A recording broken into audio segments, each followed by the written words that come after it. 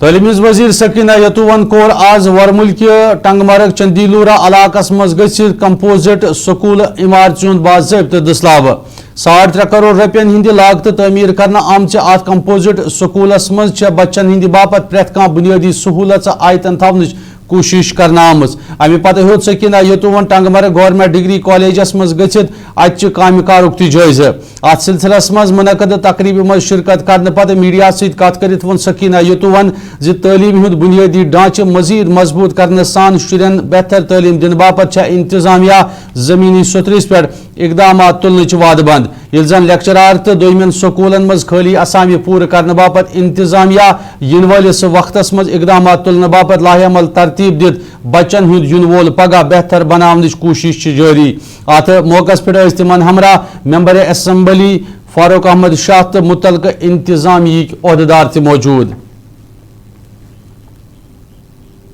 इनकी है वो जेन्युइन डिमांड्स है, उसमें कोई उन्होंने गलत डिमांड नहीं रखी है और वो फायदा है यहाँ के बच्चों के लिए। वो डिमांड्स इंशाल्लाह हम कोशिश करेंगे पूरा करने के। ये अच्छी बात है जिसके निशान भी आपने किए हैं। जरूर डायरेक्टर साहब भी हैं मेरे साथ, इनसे भी मैं बात करूंगी कि क्या वजह है बिल्डिंग नहीं बन पाई अभी तक, लेकिन आगे जितना जल्दी हो सके बिल्डिंग बननी चाहिए।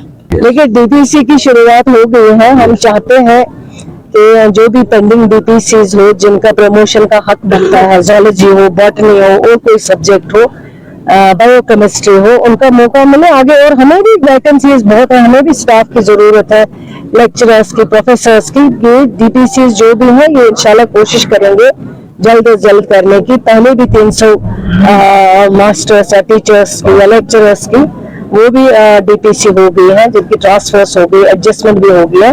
तो आगे जहाँ जरूरत है, जहाँ लगेगा करना है वहाँ जरूर करेंगे। ये हॉस्पिटल जो है उसको शिफ्ट कब करेंगे वो हम देख रहे हैं, उसको एग्जामिन कर रहे हैं। वो करना है जरूरी, क्योंकि वहाँ जो कंजेस्टेड एरिया में है वहाँ काफी मुश्किलें आती हैं पेशेंट्स को वहाँ तक पहुँचने।